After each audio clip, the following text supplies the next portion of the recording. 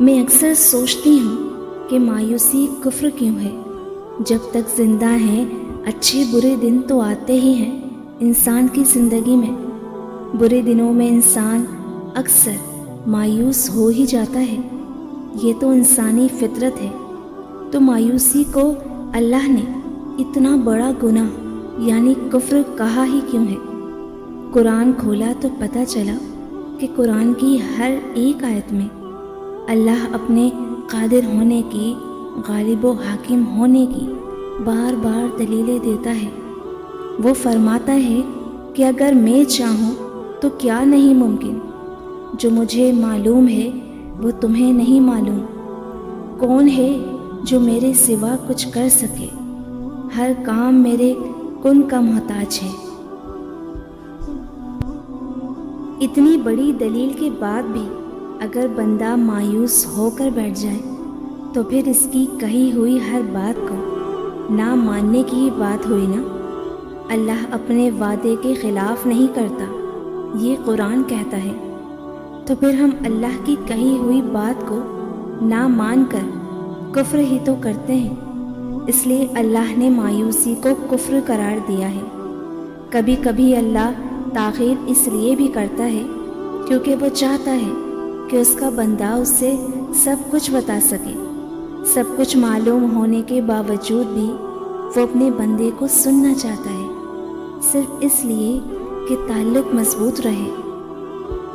اگر پریشانی پھر سے بڑھ گئی ہے تو ذرا آسمان کی طرف دیکھو، وہ رب جو ہر شے کا مالک ہے، تمہیں یقین ہے نا کہ وہ وعدے کا پکا ہے؟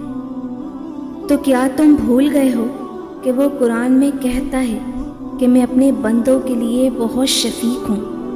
وہ جب بار بار کہتا ہے کہ وہ نہایت رحم کرنے والا ہے، تو یہ اداسی کیسی، یہ نا امیدی کیسی؟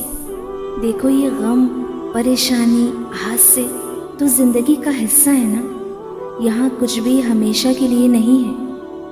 اگر خوشیوں کی ٹھنڈی ہوائیں ہمیشہ نہیں رہتی تو پھر یہ دکھ کے بادل بھی ہمیشہ کے لیے نہیں ہیں۔ تم امید نہ ہارو، وہ تمہاری ساری دعائیں قبول کرے گا۔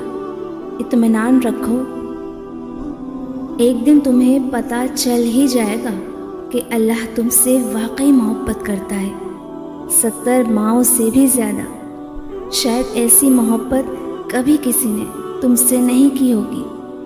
تمہارا دل اس یقین سے اللہ کے ہر فیصلے سے راضی ہونا شروع ہو جائے کہ دعاؤں کی دیری سے تمہاری دعائیں ادھوری نہ چھوڑنا پڑے، اور آہستہ آہستہ سارے دروازے بھی کھل جائیں گے جو کئی رکاوٹوں کی وجہ سے بند ہیں۔ وہ سب کام بآسانی شروع ہو جائیں گے جس کا تم نے کبھی گمان ہی نہیں کیا ہو۔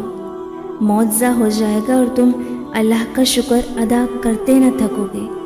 لیکن ٹھہرو، ان سب کے لیے تمہارے دل میں اللہ کے لیے محبت ہونا ضروری ہے۔